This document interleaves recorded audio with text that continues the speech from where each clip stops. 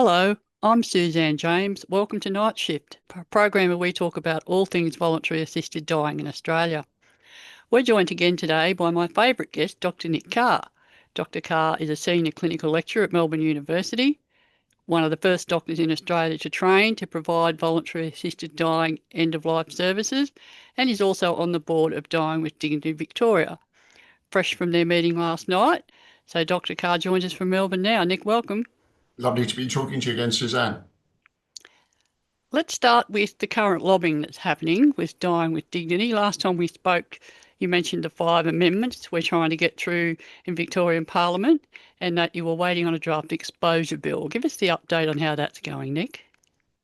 Well, first I need to say the unbelievably indefatigable work that's been done by particularly our President Jade Morris and Vice President Michelle Hinson, because they have been lobbying MPs left, right and centre. They have worked so hard to make this happen.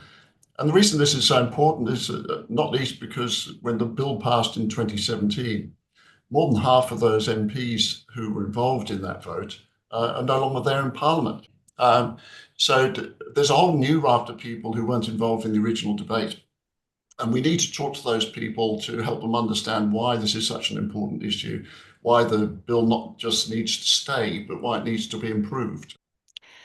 Another program Dying with Dignity Victoria runs, which is a personal favourite of mine, is the Delta Dogs, Ollie and Mia. Haven't seen much of them lately. Tell me what they've been up to and any programs they've been involved in recently.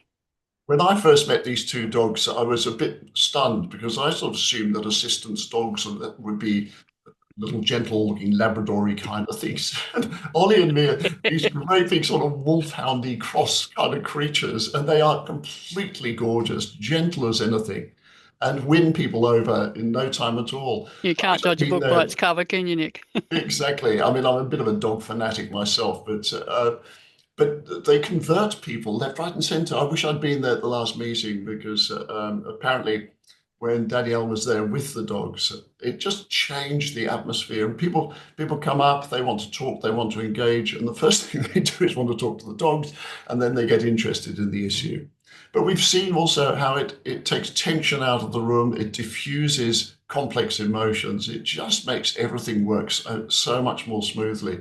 It's hard to believe how much difference having that sort of a canine ambassador at an event can make, but it really does. So, what's the kind of voluntary assisted dying work they do, Nick? What's the kind of places they attend and how do they help? So the main work they've been doing recently is attending meetings where we're giving people information about all aspects of end-of-life care, not just voluntary assisted dying, advanced care directives and all the work that we do at Dying with Dignity.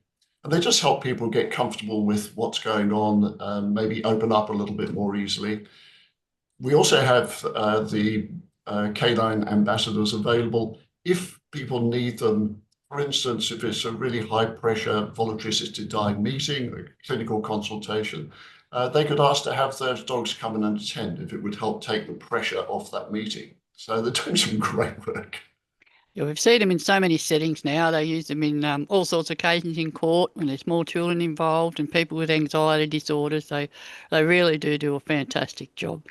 And of course, there's your other set of absolutely gorgeous ambassadors, which is your Young Ambassadors program, which, as I understand it, is expanding by the day. Tell us where that's up to, Nick. Yes, I'm absolutely in awe of these young people. And as with nearly everybody in the field of voluntary assisted dying, most of them have come because of personal experience of some kind, sometimes parents, but also partners, young people who've had horrible illnesses. And these young people, they bring the kind of smarts that some of us older people in the Dying with Dignity movement perhaps are not quite so familiar with. They bring an enthusiasm, they bring an intelligence, they bring an energy, which is just outstanding. And our board member, Danielle Clark, who's been the prime mover for us here in Melbourne, wow, the work that she's been doing. And we've now got ambassadors from around Australia, from New South Wales. We've got New South Wales, Victoria, Northern Territory, ambassadors in Australia. But we also have some overseas ambassadors, Netherlands, Ireland, Canada, Iceland, for goodness sake. So it really is reaching a lot of people. They're meeting usually every month. They're discussing all sorts of things. They have people to come and be guest speakers. I've done one meeting with them. and they're learning a lot about this and galvanizing the movement. It's just extraordinary. Important to see that this kind of issue isn't just for old people. This affects people right across the life spectrum. Fortunately, not so many young people, but when it does, it is absolutely crucial that we see their involvement. Certainly doesn't hurt to have their updated social media skills either, Nick. Certainly teaches me a thing or two. So, just getting back to your parliamentary work, I understand again the fabulous work of your President Jane Morris has led to the arrangement of a September 11 forum being held in Parliament House.